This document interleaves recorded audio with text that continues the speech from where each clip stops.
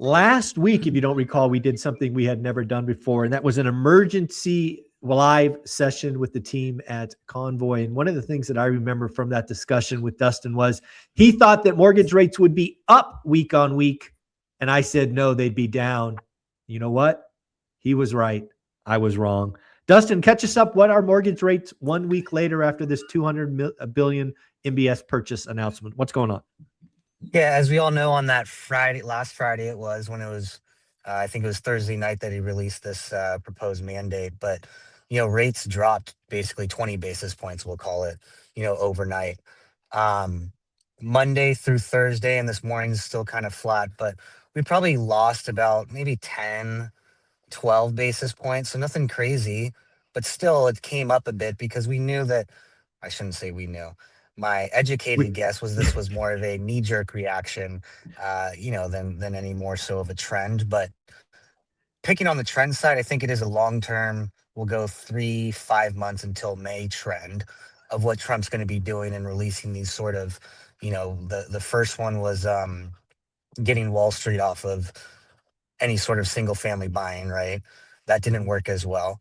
Then he tried the, $200 billion in MBS purchasing. That worked better. So he sees it's working. So he's got a couple more in store. And I think that is a trend that we can at least bank on. No, I think absolutely. I think Trump's proven to be somebody who's going to throw stuff against the wall, and then when something sticks, he's going to lean in. So if I was a betting man, I'm willing to bet that $200 billion will not be the maximum that is purchased this year by Fannie and Freddie. The number will be bigger than that. So I think what's interesting is, again, on that Friday morning, we did touch 599, at least for the morning. There was a repricing in the afternoon that took it a little bit higher. We're up 10 basis points since then. But when I look at the mortgage demand, because again, we get the announcement from Mortgage Business Daily or whatever it's called every Wednesday, refinance demand up 120% year on year, purchase demand up 20%. Again, just the whiff of sub 6% brings activity flying off the sidelines. What are you seeing? Yeah, and I don't know the exact numbers yet, truthfully, but I can tell you from my own feeling and what I see every single day, and just in the past week, the demand is flying right now. It is compared to what it was just a week ago. The amount of people that are jumping back in that had this same deal a month ago that are now contacting me. I'm like, yeah, it's 0.1 lower. Is that enough? Like, it was, gosh, is that okay? Yeah, they're all in. So we'll see, what transpires, because it's hard to convert from applications to closed loans. Just kind of like the December, closed transactions that we saw. Those were deals in October and November, right? So let's see what happens January, February, March, closed loans or closed transactions, because I think it's going to be significantly higher. Oh, I'm actually changing my opinion. So I've actually talked to real estate agent mortgage brokers a bunch since last week, which you probably would expect I would do. And all of them have talked about people coming off the sidelines. And I want to be very clear. It's not only buyers, it's also sellers. I had multiple real estate agents tell me that they're now having sellers that are coming back. But here's the deal. The sellers are different. Sellers last year still remembered 2022 and that their neighbor's house sold for X, and thus they wanted X plus.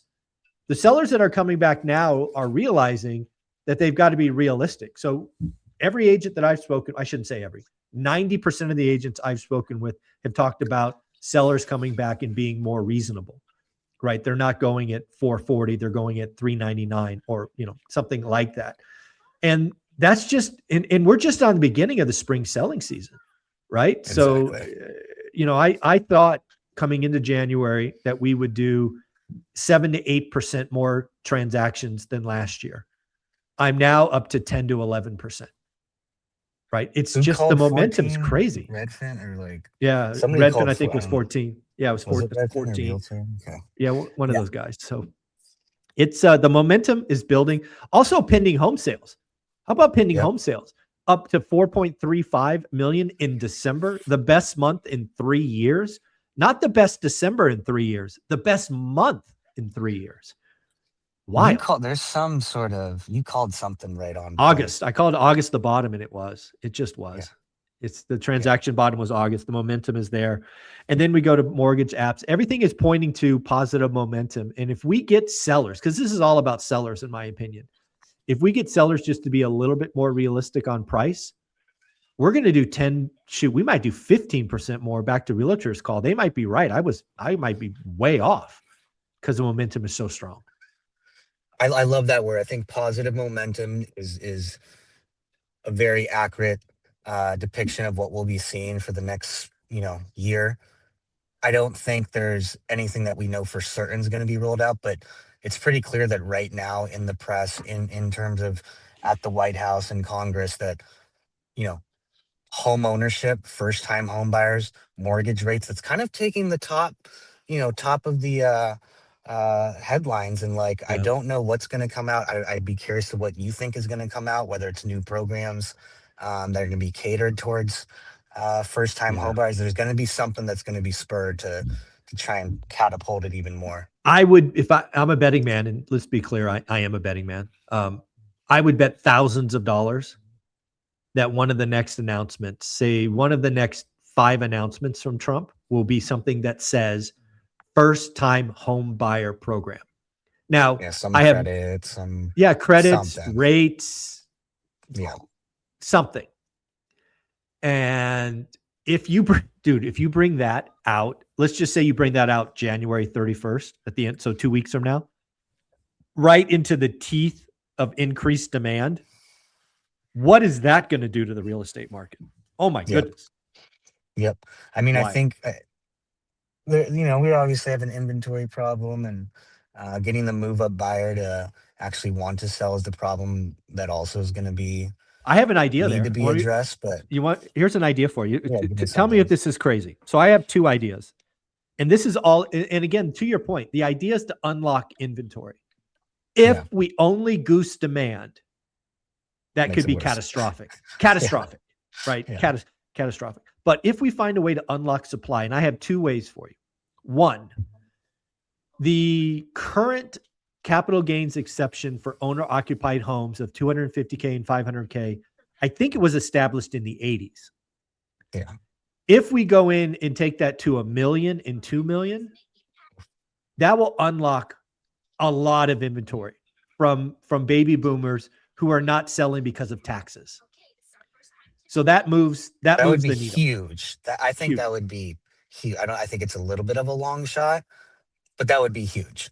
I got one that's even bigger. You want to know the bigger one? The bigger one is you go to investors like me who gobbled up homes during the crisis, and you say something like, if you sell your home to a first-time home buyer only, right? So there's got to be rules around this. Yeah. We will waive your capital gains, and we will waive depreciation recapture. You want to see Mike Zuber sell a bunch of single-family homes? You bring something like that to the table, now we're talking. Yeah, that would be massive. Let's not pretend that wouldn't be life-changing for the entire U.S. right there. No, I mean, just think about it. Think about how many, even think about Wall Street, right? Wall Street gobbled up homes left, right, and center. If you went to them and said, hey, if you sell, and again, I want to be clear, this is all about the first-time home buyer. I don't want investors. I don't want move-up buyers. If we go in and say, hey, if you sell to a first-time home buyer, waive capital gains, waive depreciation recapture, you want inventory to, dude, I might list properties tomorrow if something like that happened. It would be wild. Overnight, it would change the market. It would be literally overnight. It would be instant. Yeah, and now that I play with this out loud, that would actually probably lower home prices. Why? Because inventory would fly off the shelf. Yeah. People would be competing. Dude, that would lower home prices. That's crazy. Yes, that would lower home prices. You just came up with all of this right now? Yeah, just pretty good. Just right now. Yeah, not bad. Yeah, not bad. Okay. Come on, President Trump. Hope you're watching. or Bill Pulte or whoever's in charge of these housing programs. But let's talk about conventional and DSCR, because again, last week when you talked on the live, which was awesome, thank you for doing that last minute. Conventional moved first. DSCR hadn't moved, so we're roughly a week after that. What's going on? Spread DSR conventional. Perfect timing. So pricing. right? Pricing in terms of like what it costs you to get the rate at 6.25 last week versus today, still identical on Okay. DSCR. We've had a few, and it's more so I think they wanted to grab some of the headlines. Um, we have a few that basically dropped their floor rates, let's call it from 6% to 5.5. Now, Oh, you wow. look at it, it's not worth it. Like Yeah. Okay. it's crazily. So, for example, they made it so that they could, advertise it for obvious Sure. reasons. Hey, we have as low as 5.5 now. But to go from, let's say, 6.1 to 6, it used to be like, maybe 25 to 35 basis points for a buy down. Not the best, but that's kind of on average. Yeah. From 6 to 5.8, they want to go 75 basis points. From 5.8 Okay. to 5.7, another 75. So to go Got it. to, 5.5, right? I'm not Yeah. paying 3.5 points if I can get 6 Yeah. for no points. So it Exactly. was, yeah, it was a way to kind of like try to keep their name in the news when conventional is getting it all right now. But we'll see Sure. if pricing actually changes in the next week or two. Yeah, it's going to be interesting because again, I think again, I've always thought that rates, and I said this last week that I think rates will touch a low of 5.8. I just don't see us going. And again, I'm talking average. So yeah, sure, some Yeah, people will get 5.5, but I just don't see rates going down. But I also don't see them going up. So I think we stay in this like rates are falling environment, which is going to pull people off the sidelines, which is going to make this spring selling season dwarf last selling season because last selling yeah. season was hit with the tariff tantrum, and then just the mountain of momentum that we have coming into the middle of January. It's going to be fun to watch, man. No, and I think I don't know. It was maybe 2 weeks ago when you depicted good analogy of like rates will be falling like at the pace of a feather. It's a feather falling, Yeah. which I think is accurate once again. But the big thing I've kind of noticed is the consumer sentiment last year. Let's just say January, right? There was hope that rates would go down. There always is, but there Hmm. was also a scare that rates would go up, right? Correct. Right now, there isn't really a scare that rates will go up. So people are a No. lot more comfortable, at least from what I'm seeing, getting in and waiting to lock at the end rather Mm, than locking at the beginning. So I have a interesting. lot of clients that are still floating. They're getting their applications in. They're, more than willing to start. But a year ago it was like, I need to lock now. I need to lock now, day one. Yeah. But that's a different Cool. story now. Gotcha. Gotcha. Yeah, it's going to be a lot of fun. Again, I think I think the mortgage business again, Convoy's in the catbird seat. I think the mortgage business could see a 20% pop from last year because again, you've got rate and term, you've got cash out, and you've got purchases. And again, you've got a market with 60% less competition. So again, the momentum you're feeling now is real. I think it's only going to get bigger from here. It's going to be fun to watch to see what you and Jonathan do this year. Yeah, no, we're excited. We were kind of planning while he was gone. But the amount of rate and term refis, like you just said, that we've put in the last 2, 3 weeks is we'll run the numbers in Nuts. a month, but it's way more than we did in December, October, November. That's for sure. Yeah, and again, you got people like me who have been sitting on assets with lots of equity. We're going to scoop up some of that, and I think there's a lot of people like me. It's like time to go shopping again. So, I Love appreciate you it. guys helping Olivia and I raise hundreds of thousands of dollars. Appreciate that. And if somebody else want to get something started, what do they do?